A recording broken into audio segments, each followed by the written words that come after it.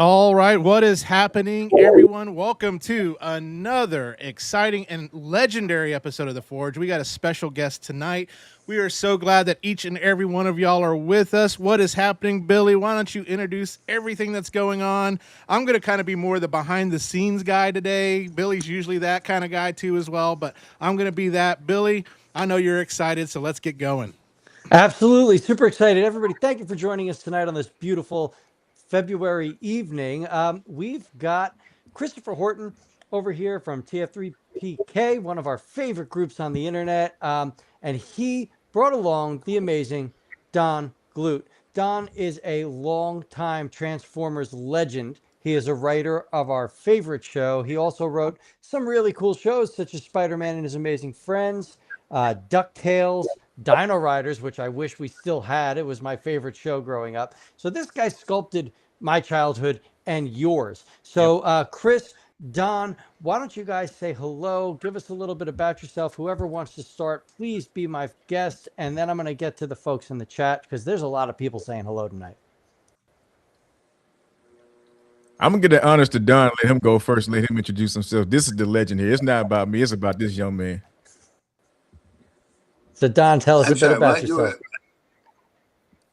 About myself? Well, Yes. I was hatched in Pecos, Texas, long time ago when dinosaurs still roamed the earth. And I've had many careers over the years. So a lot of people know me from different areas. Some people know me from music. Some people know me from comic books. Some from novels. Some from TV, cartoons and things.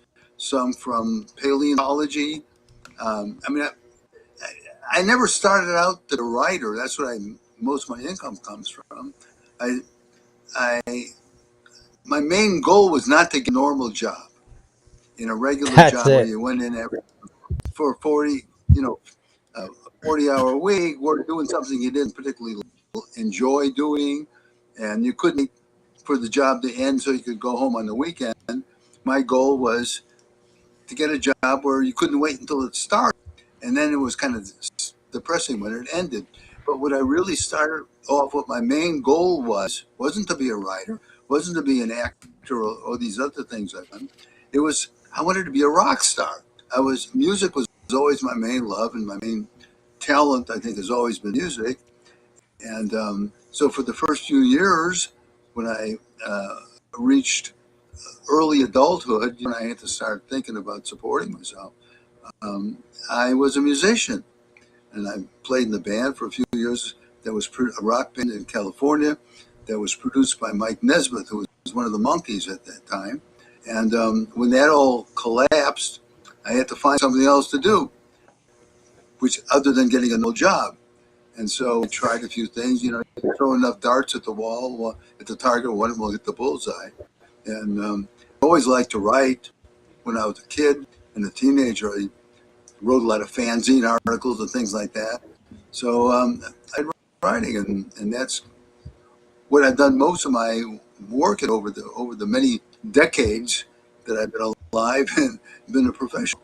So that's pretty much where it all started, and where I started in Pecos, Texas, and grew up in Chicago, and moved out to California, uh, ostensibly to go to USC Film School. But I really, I wanted to get away from home. I wanted to get away from Chicago. And also, I was out here for a vacation once, 2 years before I moved out here. And I was, 8 years old. And I never saw many pretty girls in my life in one place. And I said, that's right. And I've been there ever since. Love it. Absolutely love it. That's such a cool story. Uh, that is a really cool story, actually. I sang for years. I toured singing. So music, I get it. And now I'm an engineer. So, I got the 9 to 5 part. You get to live like a rock star. Um, so, Chris, um, man, it's so good to have you back. We love you. You are part of our family. How did you come across Don and his situation? and bring forward this. Like you guys have a GoFundMe to help Don with the situation that came up, right? Right. What inspired this? Like, how did you? Because you and Don have been working together. What brought this on, and how are things going, and how can we as a community help? So what brought this on is I can't take all the credit for myself. So one of the moves that we're moving into for the third party kingdom is getting more legendary legends such as Dunn to come and join the group. We've been me and Jonathan Williams have been reaching out to some of these writers, that sparked us to where we are now with these storylines, rather regardless of the genre. And he told me that, hey man, he reached out to Dunn and he read this horrible story to him. He said, man, I feel like we got to do something. And so Jonathan already knows me, man. When I hear something like this, I'm a helper, I'm a giver, man. And one thing that a lot of people do know, and some people don't know, for you that don't know, man, I am an extreme advocate for my elders, man, because I always say, if I can't look at my elder and see where I came from, and my elder can't look at me and see where he's going, then we have an issue here, right? Yeah. So I got a very deep compassion for my elders, and when he told me the story, man, I said, man, let's brainstorm this. So we did the Done F Glut raffle.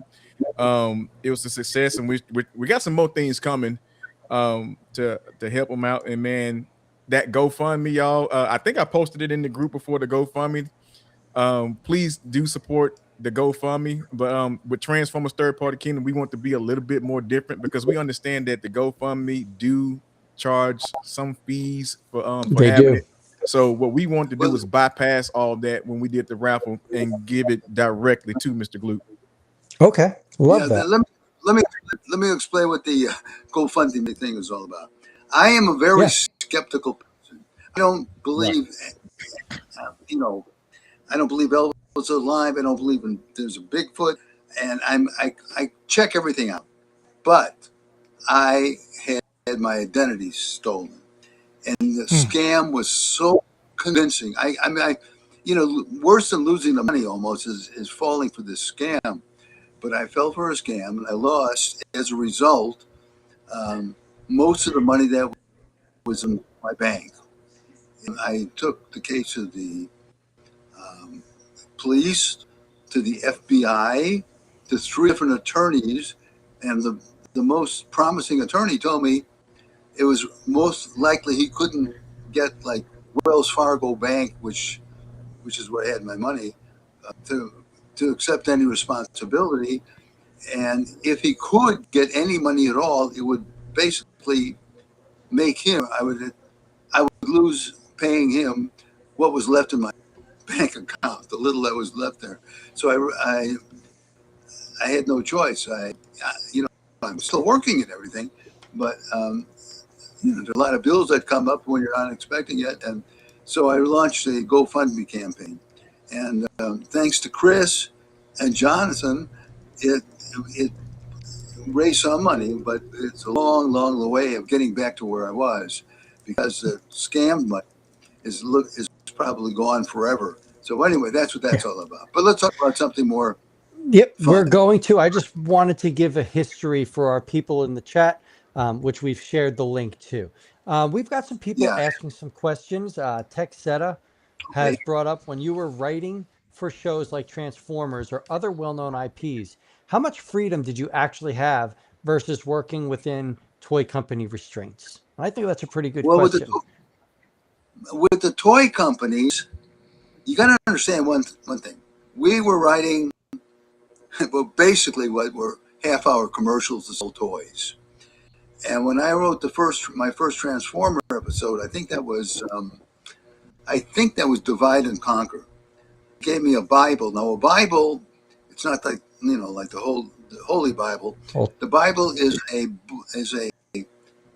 booklet that tells all the backstory and origins of all the characters and what they could do, what their powers were, what their personalities were like, yada yada yada. And there were a lot of Transformers, and I said, well, which one of the characters? I mean, how am I going to fit them all in? Who do you want in the story? They said, put them all in and have them all do something. So I did that.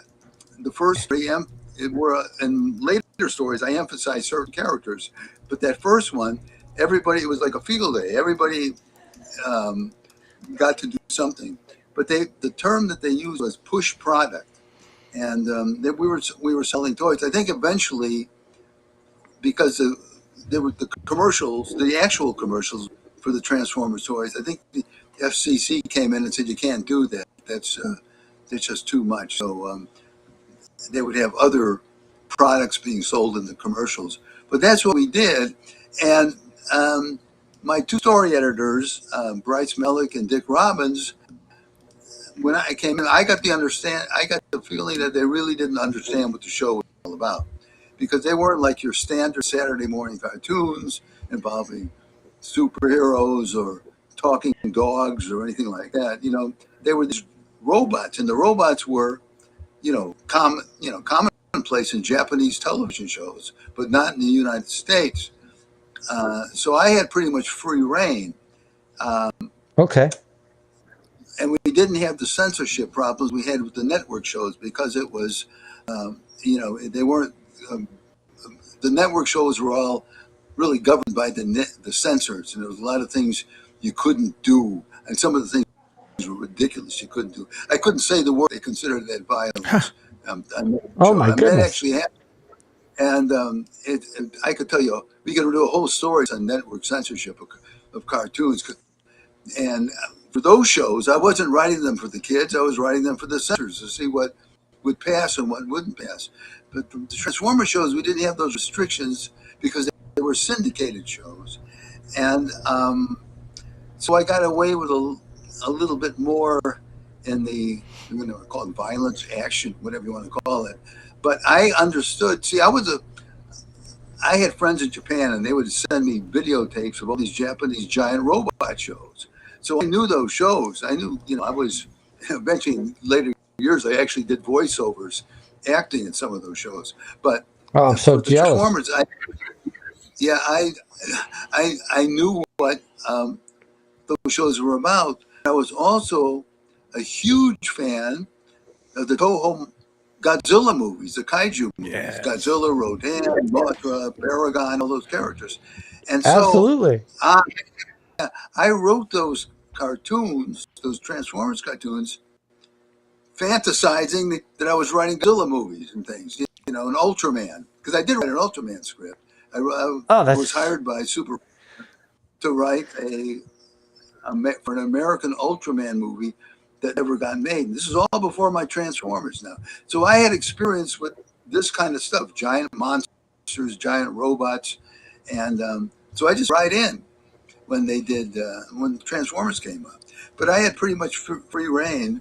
And I don't know when it finally took Dick and Bryce to catch on what the show was all about. But I caught on pretty quick. All right, that's amazing. I love that. Growing up, Godzilla, the old Godzilla movies were everything to me. So now I figured out, with you writing, basing this off of movies I grew up on, there's my love of Transformers. We have another question. This is from Timas. His question is, if you were offered a gig at a continuation of the original Sunbow productions of Transformers into a live action series, what stories would you introduce after the later seasons? I don't know. You hit me kind of cold on this, but I only saw 2 seasons. I wrote the first 2 seasons and one on the 3rd season, 1 episode. And Sun did not do the first 2 seasons. So Marvel Productions, which did Spider-Man and His Amazing Friends, the Hulk, RoboCop, they did the first 2 seasons. And then Sunbow, which was doing G.I. Joe, took over Transformers. Got it. And then they had a whole new writer. It was like the Sunbow writers show with season 3, I think it was. I wrote a dozen of the original first and second Marvel production shows. Got it. Well, thank you for letting us know that. That probably explains why the G.I. Joe music started kicking in later seasons of Transformers, where like I always noticed the music changes. And then Texetta wants to know, you created so many memorable characters and stories. Do you have a favorite project that didn't get the recognition that you thought it deserved? Are you talking about in the Transformers or just in general? I think this is Or, in general. well, I didn't create any of the Transformers. I sort of did in one episode. That was Autobot Spike, when I created that Frankenstein where they were made out of jars. You know, that was my original. Autobot But X. all the other ones, all the other ones were given to me. The only characters I created would be probably, except for my own movies that I made, and novels I wrote, would be in comic books. And they're all for Gold Key. I created Dr. Spectre, Dagar, nice. and Drag. And of those, the one I loved the most, and probably of all the comics I wrote, the one I have the most personal attachment to was Dr. Spectre. And I would love to see that revived with me writing it again. But there's rights issues that are all tied up. And I would like to see that done in a live action, either a movie or a TV show. It almost became a TV series at one point, but it never happened. That's so cool. Crazy reasons. And so I don't like to create characters for other people, because then they own them. And then when they reap the reward. I did create some characters for another company that I'm not going to mention here. It's one of the no-nos. But when you create something and you get paid a few $100s or whatever, and they make millions out of it, I don't want to do that anymore. So I will write stories based on existing characters, but I won't create a new character unless I own it. Okay. Fair I enough. love that. That's good to know. That's a really great view as well. Like I've never looked at it from that perspective, but I'm not a writer, not a creator. We've got New York Hunter Impressions. New York is a regular of ours. As a big mecha fan since Robotech, what were your favorites in the times where you helped introduce the genre? And you get a little distorted now. What about Robocop? No. As this gentleman is a fan since Robotech, which is a robot series. Robotech. He wants to know, what were your favorites in the times where you helped introduce the genre? Like you said, you got to see these shows from Japan, like Voltron, Robotech. What were your favorites in that era? Ultraman would be my favorite. And good one. I saw clips. My friend from Japan would bring over these tapes that had excerpts, not the whole shows. And there were 2 episodes of the Spider-Man show, but I mostly saw excerpts, and they were all kind of the same. They were a big giant robot fighting a dinosaur-like monster, And so I don't know if I had any favorites beyond Ultraman. And after Ultraman, they were all kind of the same. I thought, Yep. they all followed the same formula. Yeah, that they did. I remember when I was younger, there was an episode where Ultraman fought like somebody in a Godzilla suit with a frill, like from a Big frilled frill lizard. around his neck. Yeah. Yes, and that stuck with me for. Yeah, and then he sorry? rips it off at the end, and then BB King comes in and starts singing "The Frill Is Gone." No, I'm just kidding.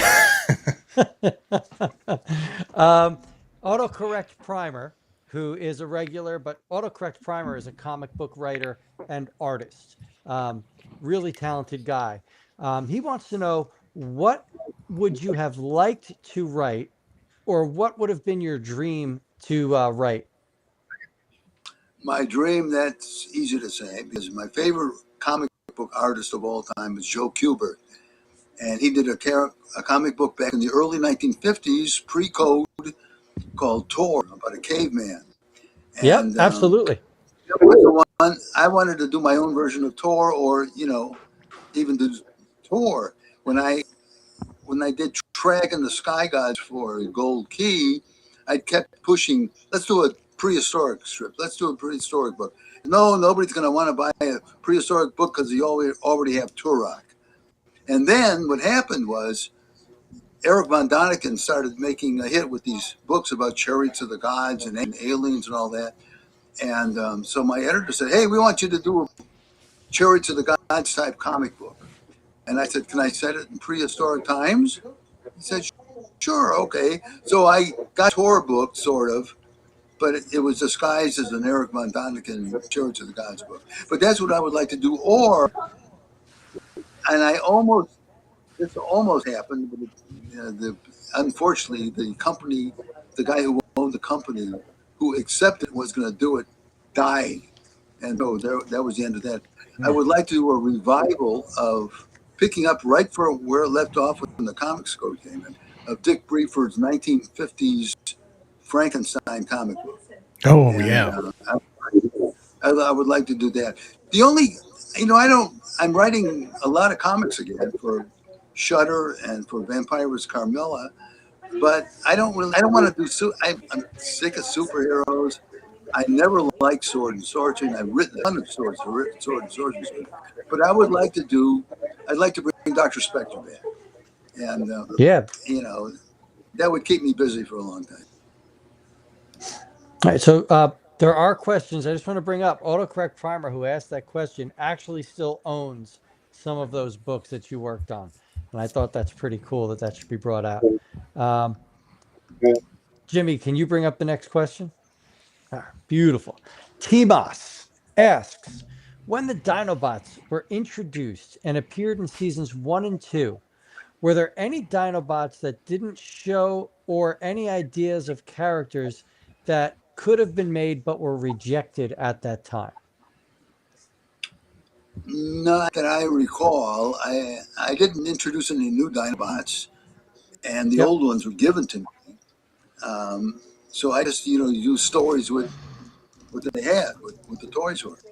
And I don't think any of them ever got rejected. I don't recall any. I don't know if hardly any of my Transformers scripts got rejected. Those days you submitted a premise, and if the premise was accepted, then it would go to what they called an outline. In movies, they would call that a treatment. And then if the treatment got approved, then you would go to the script. And the script was always the easiest part of writing it, because it was just kind of filling the blanks. You always did the hard work in the treatment, in the outline, working the plot out, the characters were doing. So, but to answer that question, I don't think there were any. I can't think of any Dinobots episodes that I pitched as a premise, and I did not introduce any new Dinobots. Okay. So I got a question to piggyback off of that one. Being that I noticed that you said that some of the characters were given to you, and you had to write around said characters that was given. Let's deal with the Dinobots. If you had your choice of Dinobots to create for the Transformer series, which would those be? Being that you are paleontologist, what dinosaurs would you have gone with? Oh, well, the ones that they had were all the pretty, and of course the Pteranodon was not a dinosaur, that was a pterosaur, but they went with the standard iconic, the Tyrannosaurs and the Triceratops. I probably would have brought in some of the more obscure ones, a Pachycephalosaur with a bone head, or an Ankylosaur, or I hate the word raptor. It doesn't mean dinosaur. It means a bird. It means a bird of prey. So I'm not going to call them raptors. Those are called dromaeosaurs. I would, with the sickle claws, on the high feet. I would maybe be one of those, I don't know. I had never really thought about it. I never thought beyond what I was doing there, and it was hard to keep up with everything. I was going to a paleontology conference at Berkeley, and I got the assignment. 3 of my premises got accepted, and I had to knock out, like in 3 days, 3 complete scripts, 65 page long scripts in 3 days before I went, and that was, and this was on a typewriter. Remember typewriters? Yeah. Right. I learned how to type. Maybe you saw one at the Smithsonian Institution or somewhere on exhibit. But typewriters were things we used to write scripts on. And then I remember when the IB with liquid paper, and Right. that my friend, our producer Mike Nesmith's mother invented. But then the IBM, I remember IBM Selectric typewriters came in, and I bought mine just at the time Transformers started, and they had the correcting ribbon, so you could go back without putting the goop on there, and erase a word and type it over. It looked real good. So I wrote those in a row, one per day, and those are. So, did you have hectic anything to? I'm going to jump these folks because I'm a host. Did you have anything to do with Dinobot Island? With what? Dinobot what? Dinobot Island. There was a series. There were 2 episodes. Oh, called The Dinobot Island. Yeah, Yeah, that is was that one of my you? favorite. I wrote two parters. One Yes, was Desertion of the Dinobots. Megatron's Master Plan, and One of one my was favorites. Dinobot Island. And I liked the two parters for a couple of reasons. One is the hardest part was always coming up with the plots, and a two-parter you just came up with one plot, and you spread it out over 2 episodes.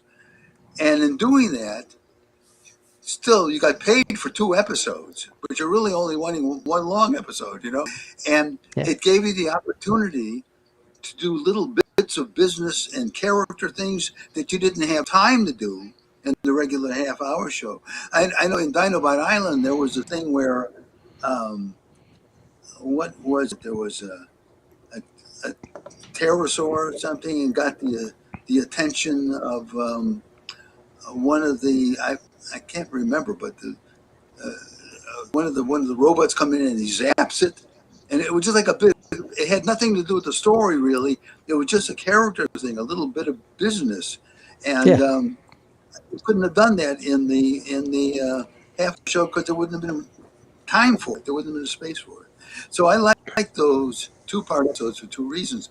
Megatron's Master Plan, by the way, was based on Meet John Doe, a movie I had just seen on television like a couple nights before, and the character of Sean Berger, who's like the megalomaniac with the police force and everything, that was based directly on the Edward Arnold character in Meet John Doe. And his name, Sean Berger, I had a friend in Chicago who was mostly a serial and B-Western fan, mostly serials, movie serials. And he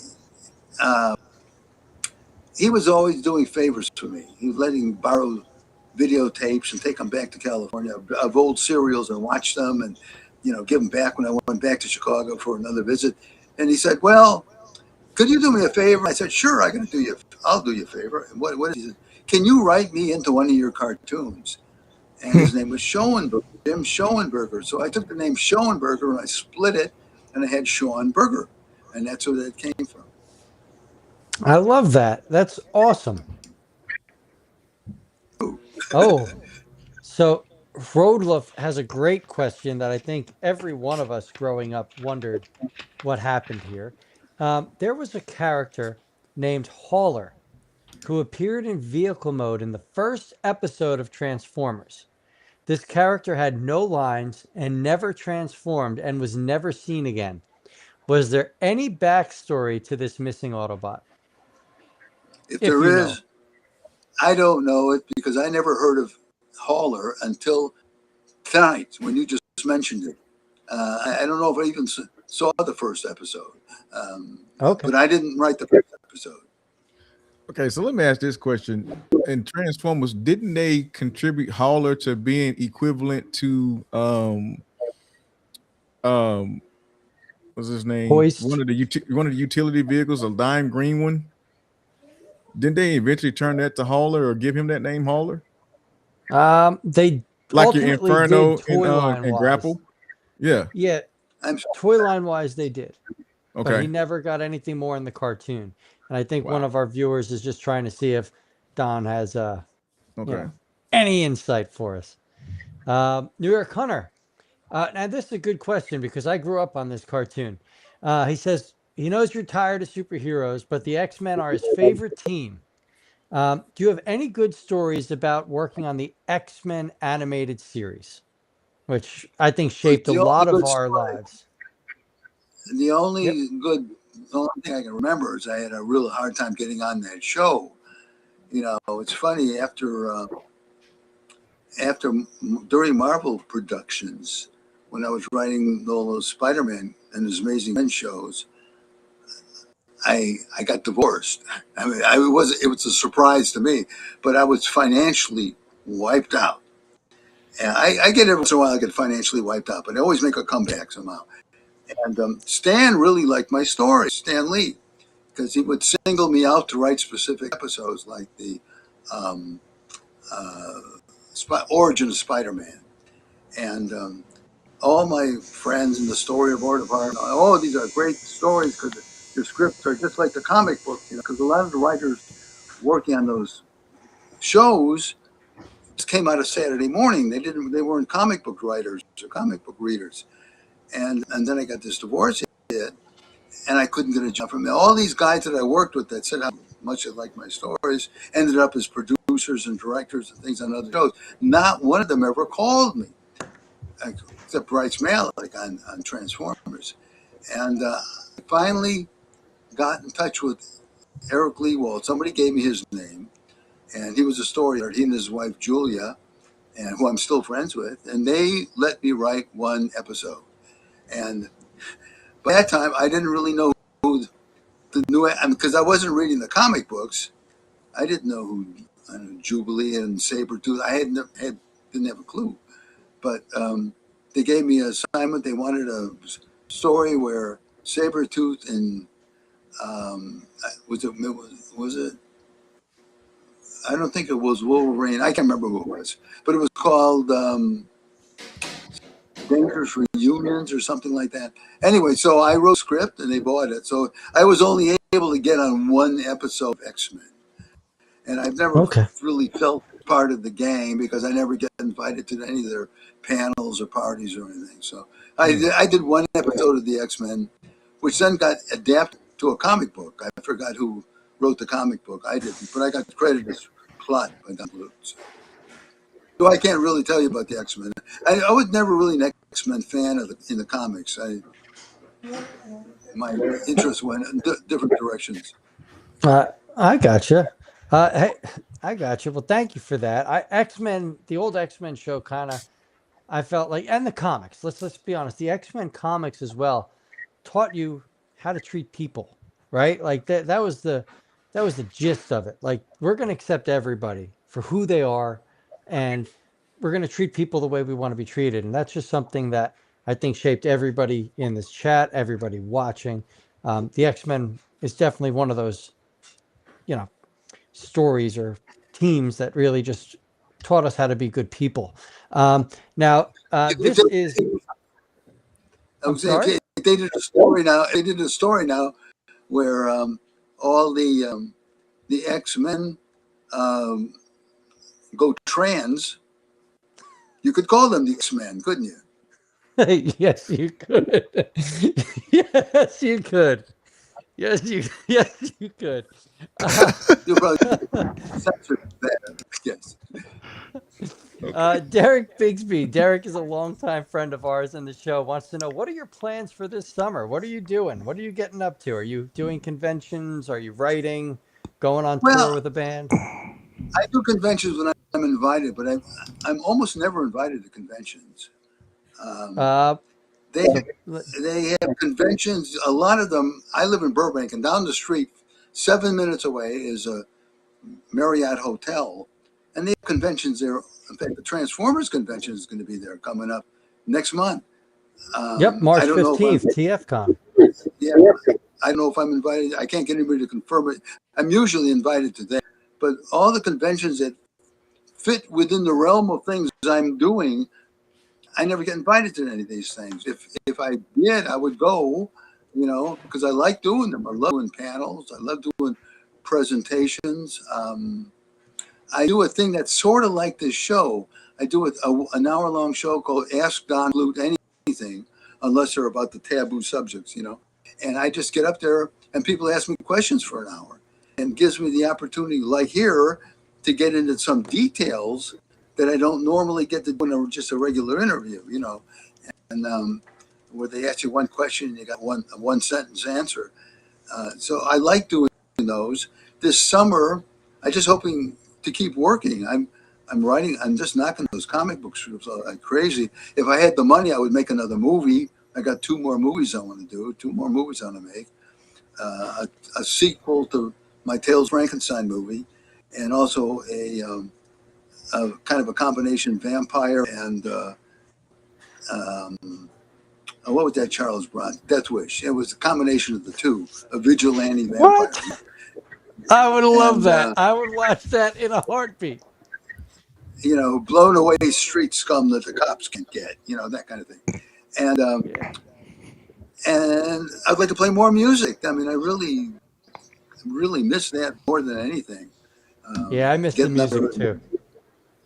Getting up there at a microphone and, with a guitar and playing with a band, Absolutely. There's nothing quite like that. Derek, Autocorrect Primer, wants to wish you a happy early birthday. You're February 19th, I believe. Yeah, and, just for a few. I won't tell you what the number is. If you go to my website, you can do that. But I'm not going to say it in public out loud, Yeah, no worries. Derek's is alternative. It's better than the alternative. And I'm really happy that, I'm still working at my age. I'm probably busier in some ways than I've ever been. And, so many of my contemporaries who, like me, were doing a lot of comics and things in the 70s. They're all retired or on Facebook talking about stuff they did, a half a century ago. I'm not a has-been, folks, Retiring for me is what you do when you get a flat on the freeway and the AAA comes and they retire.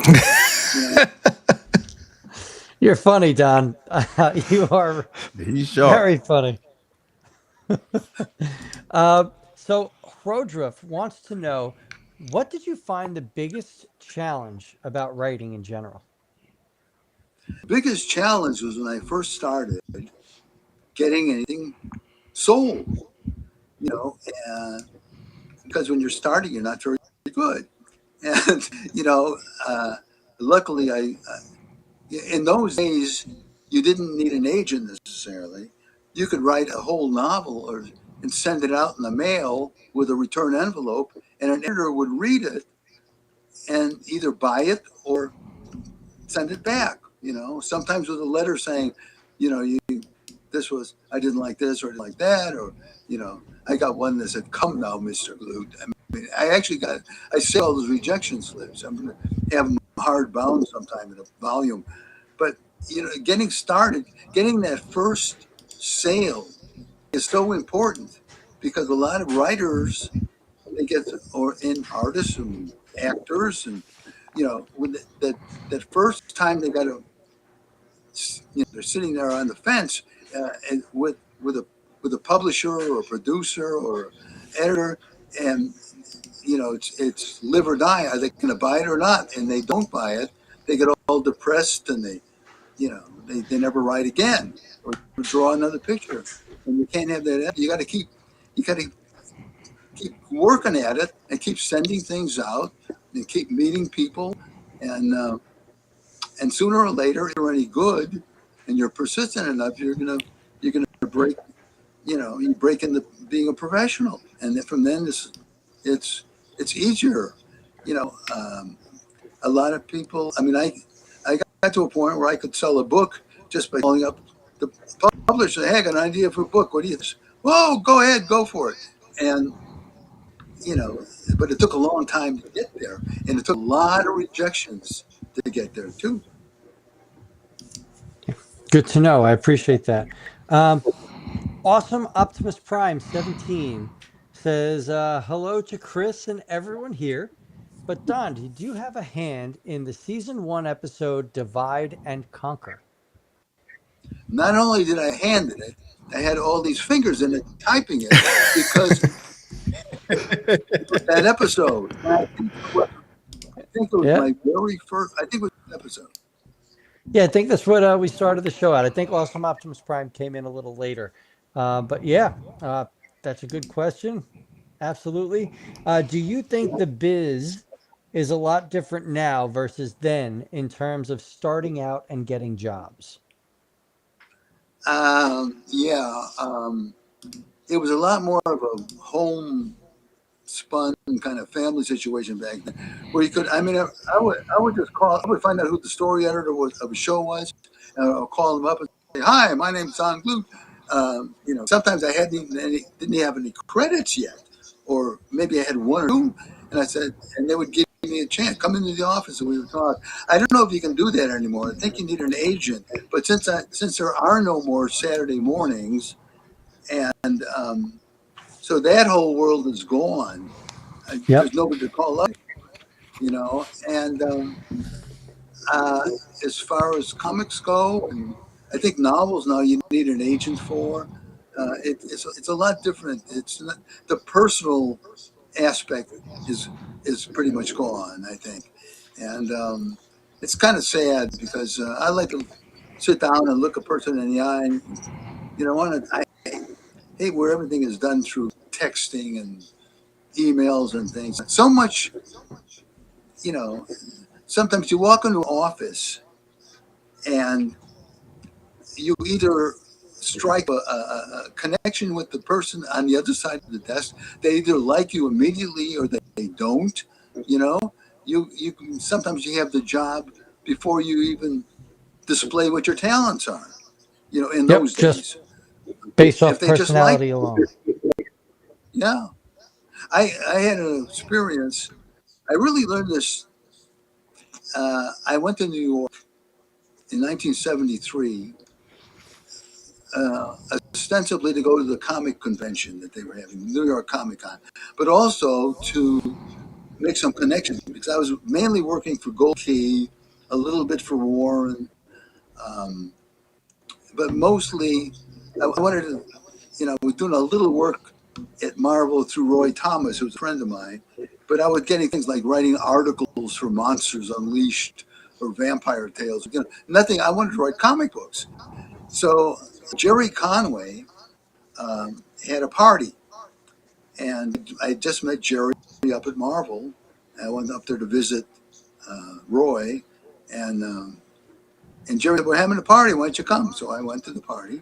It was on a Saturday night, and I struck up a conversation in the hallway that connected the living room and bathroom. We're in a narrow area. Right? I'm talking to Denny O'Neil from DC, and I mentioned I was a writer. We struck a nice conversation. So Denny said, "Why don't you come down, bring what you brought, come down to my office on Monday morning?" So I bright and early got down to DCOMs. I got there when Denny arrived, and we went into his office, and on his desk was a stack of manila envelopes about this high, okay? And he said to me, "Do you know what's in those envelopes?" And I said, "Well, I would imagine scripts that have been submitted." And he said, "Yeah, there might be a masterpiece in there. Do you think I have time to read all those?" And he called the secretary and he said, "Mail these back, unopened." They looked at me and said, "Don, what did you bring me?" And I handed him the scripts. And of course, he read them, but he bought them. And I realized then how important it is to network and meet people. They used to say, "It's not what you know, it's who you know." It's not that either. It's who knows you. And Yeah. people to hire their friends and their relatives, people they're comfortable with. When you hire somebody that you don't know, you can be open. You could be in a lot of trouble. Maybe they have a personality, a drug or alcohol problem that is going to somehow show on the set or in the office or whatever. And so it's best to work with people that you're comfortable with. And a lot of people don't do that. They think It's just their work and their brilliance and all that is going to get them the job, but that's not necessarily true. Yeah, absolutely. Autocorrect Primer wants to know, what are your feelings on AI taking over just about everything? I am against AI for the mere fact that first, I don't see how it's possible to write a book or a script or a novel in AI. I mean, I can't figure it. It's like science. That's science fiction. But in many cases with artists, I don't think it's a tool like a pencil is a tool or a computer, word processing is a tool. I think it's an excuse. People either who are too lazy to do the work themselves or aren't talented enough to do the work. So I am not an AI fan. Okay. I'm going to ask a question not Transformers related. I'm going to ask a question dinosaur related. In your years working in that field, did you get to, as a writer and a creator, did you get to name any dinosaurs? No, but I was hoping one would be named after me, but it hasn't happened yet. I did discover what turned out to be a new genus and species of extinct dolphin. Oh, that's And we amazing. have it in our museum, in our collections. I found this. I found the snout sticking out of the. I was on my one and only real fossil dig out in Orange County, and they were going to flood that whole area, so we were allowed to go up there. And I was in a local dinosaur club, and so we were allowed. One of the paleontologists who was in our club said, "Hey, I can take you all up there, and we can look for fossils." So everybody's and there was like bone on the surface everywhere you looked. There were bone fragments. But I got tired of looking up there with everybody else. I looked down, there was a ravine. So I went down into the ravine and I saw sticking out of the ground what looked to me like an ocarina. You know what an ocarina is? It's like Absolutely. you play. It's a flute. And Yep. it's like kind of like a small version of what Cor played Lord Franklin in those movies. Anyway, um, I saw this sticking out of the ground. So I went down there and I picked it up. And I walked up the hill again and I said, is this anything? And a couple of paleontologists who were there, suddenly their eyes on me, they descended on me, took this thing out of my hand, and they scraped a little of the dirt off of it. And it was the snout of this dolphin, a previously unknown genus and species of dolphin from I think it was the Miocene. And it became the source of a legal battle between the Natural History Museum in Los Angeles, where I'm now a volunteer fossil preparator, and also the university or whatever it was in Orange County. And the guy actually went to jail from the Orange County guy because he wouldn't give it up. It was in his possession. So he went to jail for a while. Well, anyway, when I started volunteering at the Natural History Museum, during our lunch period, I was talking to one of the paleontologists there who was his specialty was whales and dolphins. And I'm telling him the story. He says, "Oh, I never heard that story before." I said, "I'll bring you a photo," because somebody took a photo of me on the site holding this fossil in my hand, looking very proud and. So I brought the photo in, and he looks at the photo and he goes, and then he goes like this. And he points to a cabinet behind my head, and he opens up the cabinet and he pulls out the fossil. So that brought that's so cool. Closure to that. So we have it in our collections now. No, it did not get named after me. I was hoping it would be, but I haven't named anything because I don't go out. I don't write scientific papers, and I don't go out in the digging up bones. So I'm probably never going to get to name anything. I would imagine that should have been named after you, though, if you found the piece. Like to me, it's kind of like a no-brainer. I do want to ask a question. It's a joke, we have a big new sauropod skeleton in our museum, Yep. It's a new genus and species that has not been named yet, but it was found in the deposits, and the bones are kind of greenish in color. So the head of the department sent out an email to everybody. Does anybody think of a new name for this dinosaur? We're calling it Natalie with a G, because the site was covered with gnats that were flying all around. So they named it Natalie. Okay, that's the nickname to it. So I said, well, green. It's big. It's strong. It's huge. How about and because a lot of dinosaurs are now getting the name. The second half of the name is Titan, instead of Saurus or something. How about Holcotitan Stan Kirbiensis? And I love that. But they're not going to name that. Oh my God.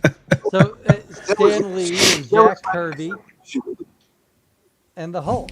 That's just amazing. Or maybe That Right. is, Lee Kirbiensis. That's what it was. I love that. Yeah, Holcotitan We have about 10 Kirbiensis. minutes left. And there's something I want to bring up real quick that I think the folks watching would love. Can you tell the folks in the chat and that are watching about your shirt? Because that shirt means something. And The shirt can I'm you give wearing? us? Yes. I think everybody watching would absolutely love to hear Okay. about that shirt. First season, the writers, I don't know if the actors or artists or anybody, I imagine we all got them. We got these free T-shirts, these Transformers T-shirts. And when the year I got them, you have to see what I did in the summer. That summer I went on a trip, vacation to Santa Fe, New Mexico. And it's a beautiful place. Anyway, I was going through all the shops and things, and little kids they were pointing. They knew the show because they knew the shirt because they knew the show. So everybody in Santa Fe was pointing my shirt, and it's a little tight now. I haven't put on weight really, but I've been working out for the past 15 years, so I've gotten more muscular, and so it's a little tight where it was a lot more loose fitting back when I first got it. But I have the shirt. I also have a Go bike, and Nice. the thing was, back then I was writing 3 giant robot shows simultaneously. I was working on Transformers, GoBots, and Mighty Orbots. And after a while, they would get mixed up in my head, and I would start writing character names like from the GoBot shows into the Transformers episodes, and vice versa, and then with Mighty Orbots. So those shows had to get some pages rewritten. I was going to say, I think we might have had to do some rewrites. Awesome Optimus Prime 17 states, you have the Transformers Bible. In the episode Heavy Metal War, are you responsible for creating and naming the Constructicons such as Devastator or any part in all? Those are all in the Bible. Everything I did that was like that was a character that was character related or an ability they had, like that was all in the Bible. And the Devastators, where they all came to be one giant robot, right? Correct. Is that what that was? Yeah, and Yes.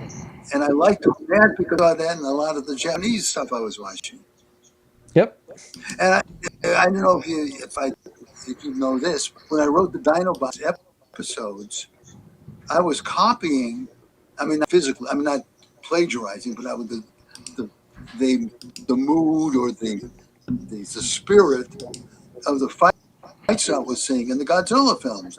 I remember there was one I saw where Rodan gets Godzilla by the tail, and he's pulling Godzilla back, and Godzilla is trying with the front paws, trying to dig his way into the ground for some support. And I put that in one of my scripts, thinking that it was going to be the same. But in the movie, that went on like maybe for a half minute, or so. We're on the TV show, went on like one quick shot. So it didn't. The animation wasn't. I didn't think the animation was very good, but it didn't convey what I was really seeing up Trying here. to get across. Yep. I was seeing Godzilla and with Mothra flying and all that. That's what I was seeing. I love that. And I remember that Godzilla movie vividly. I watched those movies with my son quite a bit, the old ones. My grandfather raised me on those Godzilla movies. Like that was our Friday nights, rent a Godzilla Now, movie and hang out with grandpa, you know? now But this you might find. Oh, go ahead. Go ahead. no, please I was going speak. to say I'm not. this you might find interesting regarding the Dinobots. When when they were presented to me to write into a script, they didn't have names yet. They were Okay. just, and so I had to come up with names. But those aren't the names they used. I had, like Tyrannobot and Tricerobot, things like that, which I wanted to keep in with the Autobot names, and they didn't Yep. like those, and they Grimlock and all the others, you know. That's so cool that at least you had the opportunity to come up with some. Right. New York Hunter Impressions wants to know, and no, nobody has asked about Dungeons and Dragons yet. With your interest in monsters, um, how about the characters that fight the in Dungeons and Dragons? Hopefully, I'm wording this right. I'm trying to see where New York Hunter's coming with this. If Chris or Jimmy want to jump in and maybe help me out with this one.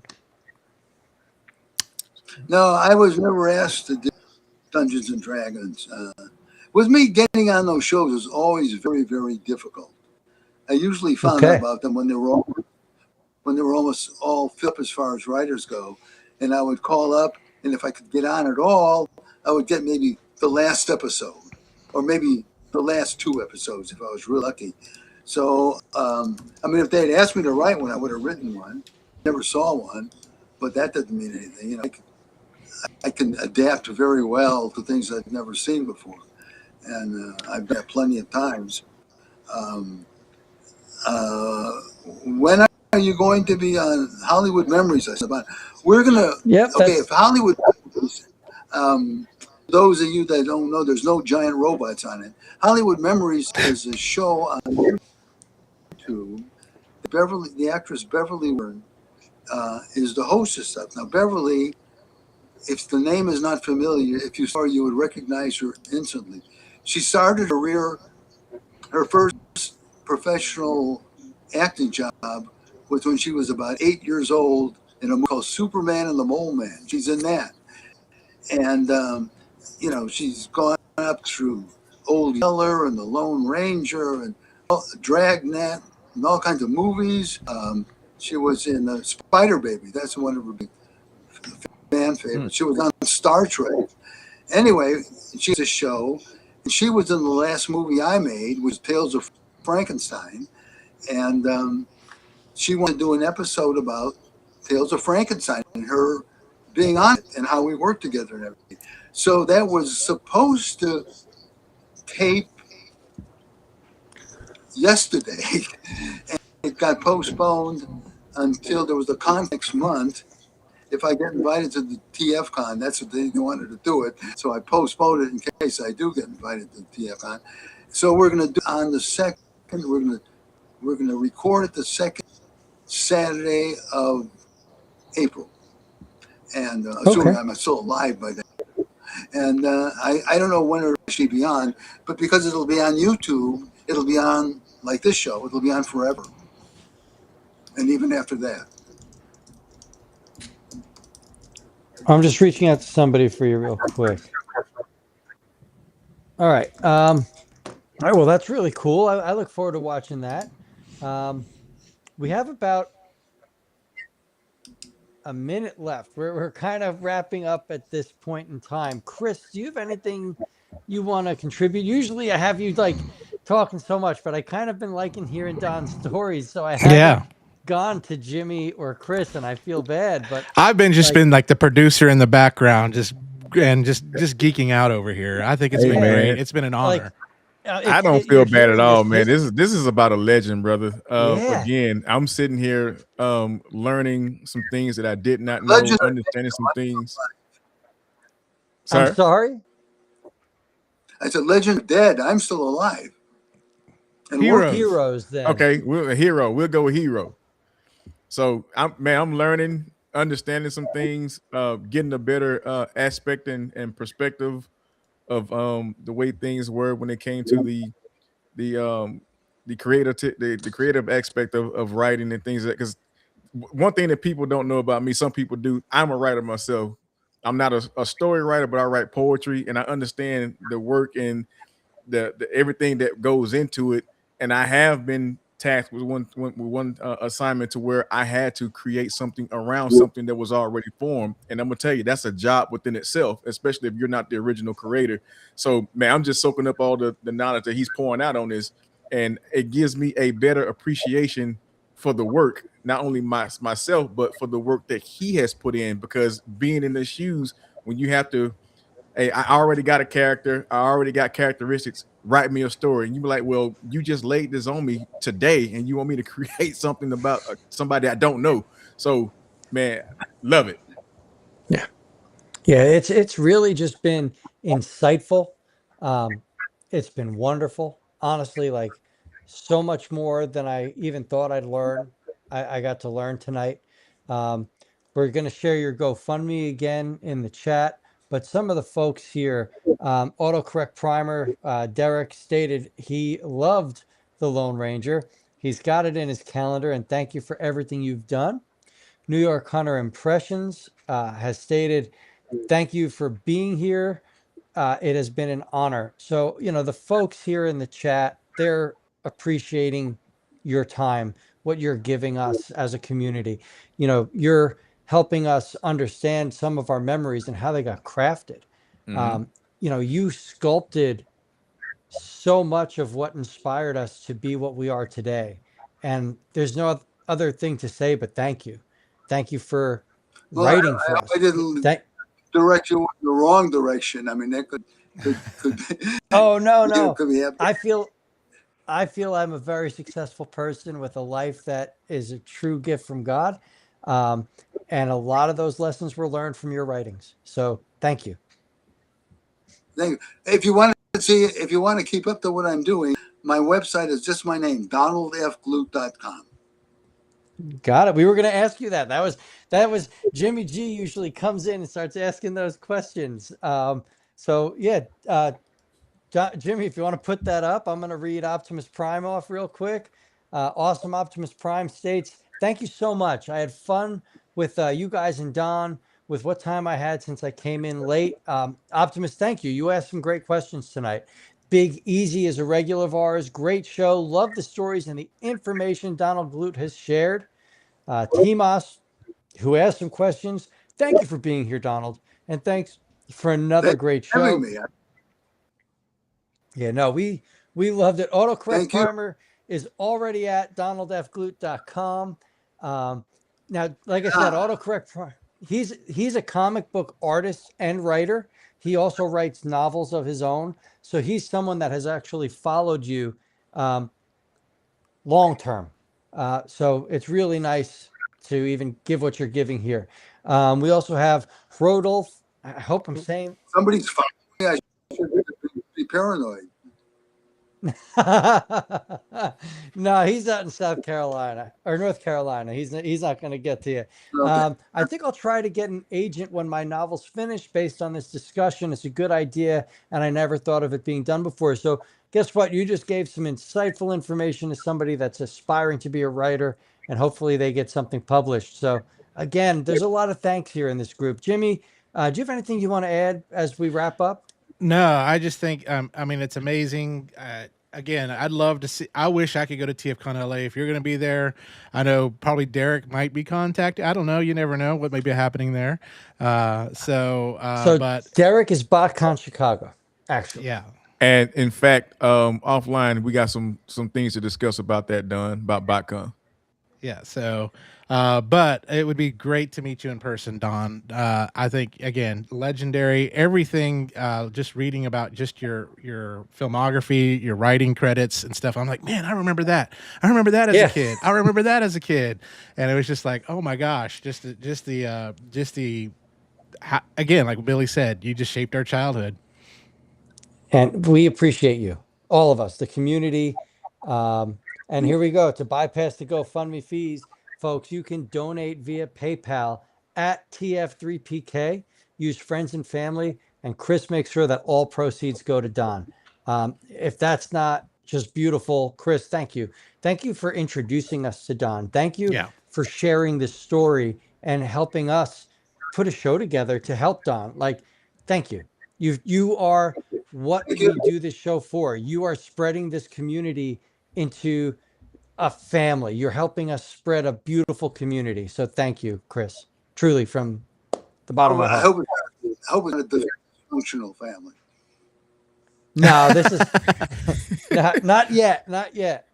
Oh man, all I can say is thank you guys, man, because it's a wonderful thing, man. Again, I'm very compassionate when it comes to, man, our heroes such as Mr. Glut, and not only being our heroes, but those who have been um blaze makers, blaze the way for us to come behind them and study their crafts and copy their cadence to do what we do now, and they can reflect and look back on us and be like, yeah, I see my work and I see how my work has impacted, the later generations. So thank y'all, man. Thank y'all, and thank you, Mr. Glut, for having such a very, very inspiring body of work that produced what you see today with us on this panel. Thank you. Truly, thank you. With that, we like to end our show as if it's a Naked Gun episode, and we kind of do a freeze frame. So if you're a fan of Leslie Nielsen and the Naked Gun series and you'd like to join us on a Naked Gun ending, we will be ending the show shortly, and we're just going to freeze up. I do like to thank everyone in the chat. Thank you for tonight. Thank you for joining us. We have more to come. Donald, you're always welcome on the show. If you ever want to get something across, please know that we will always put time aside to make sure you get out there. Chris, Don, thank you so much. It's been a wonderful night. Jimmy, as always, brother, it's a pleasure.